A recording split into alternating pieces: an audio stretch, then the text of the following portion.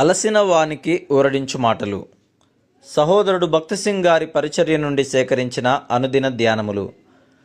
నేను దావీదును కనుగొంటిని, అతడు నా ఇష్టానుసారుడైన మనుష్యుడు. అతడు నా ఉద్దేశములన్నీ నెరవేర్చునని చెప్పి అతనిని గూర్చి సాక్ష్యమిచ్చెను.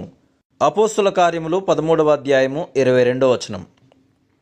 మనము ఎప్పుడైతే మన ప్రభు అయిన యేసుక్రీస్తును మన జీవితములలో ప్రతి చిన్న విషయములోనూ మన ప్రభువుగాను రాజుగాను ఆసీనునిగా చేయుదుమో అప్పుడు మాత్రమే మనము నిజముగా జయించువారముగాను ఆయనతో పాలిభాగస్థులముగాను అగుదుము. ఆయన రాజరికము క్రిందకు వచ్చు వారికి నిశ్చయముగా ఇది ఒక పరీక్ష.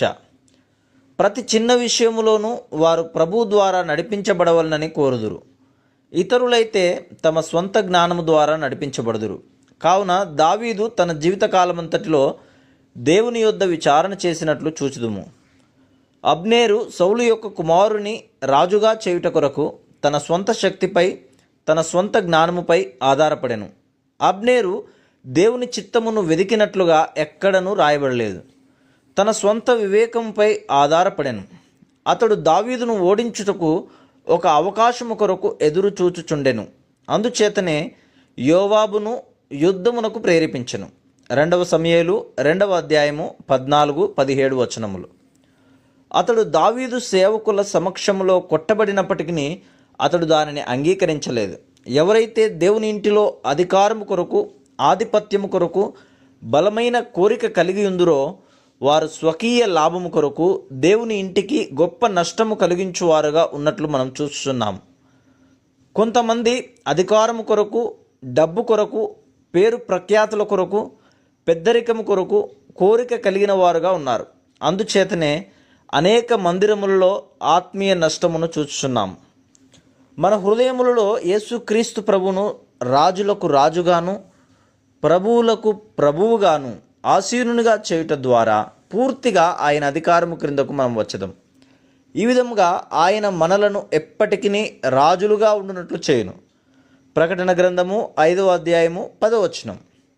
వారి సామర్థ్యం వలన కానీ కోరిక వలన కానీ వారు రాజులుగా చేయబడలేదు. కానీ వారు ఆయన అధికారము కిందకు వచ్చుట ద్వారానే ప్రభు అయిన యేసు వారిని రాజులుగా చేసి ఉన్నాడు. మొదట వారు ఆయనను భూపతులందరికంటే ఎక్కువైన వాడుగా గుర్తించిరి. తర్వాత వారు దేవునికి ఒక రాజ్యముగాను యాజకులుగాను చేయబడిరి. ప్రకటన గ్రంథము 1వ అధ్యాయము 5-6 వచనములు. ఎవరు అధికారము కొరకు ఆధిపత్యము కొరకు బలమైన కోరిక కలిగి ఉందురో వారు దినదినము బలహీనులుగా అగుదురు.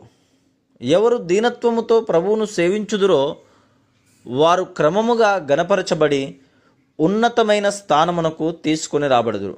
మీలో అందరికంటే గొప్పవాడు మీకు పరిచారకుడై ఉండవలెను. తన్ను తాను హెచ్చించుకునివాడు తగ్గింపబడును, తన్ను తాను తగ్గించుకునివాడు హెచ్చింపబడును. మత్తయి సువార్త 23వ అధ్యాయము 11-12 వచనములు. మనము ఎంత తగ్గించుకుందుమో అంత హెచ్చింపబడుదుము. మనలను మనము ఎంత హెచ్చించుకుందుమో అంత తగ్గింపబడుదుము. ఎవరైతే దేవుని ఇంటిలో అధికారము ఆధిపత్యము కొరకు కోరిక కలిగి ఉందురో వారు అదో స్థితికి వచ్చుదురు. కానీ ఎవరు తగ్గించుకుందురో వారు గణపరచబడుదురు. దేవుడు దావీదును తన హృదయానుసారుడైన మనుష్యునిగా అతనిపై ముద్ర వేసెను. నేను దావీదును కనుగొంటిని, అతడు నా ఇష్టానుసారుడైన మనుష్యుడు.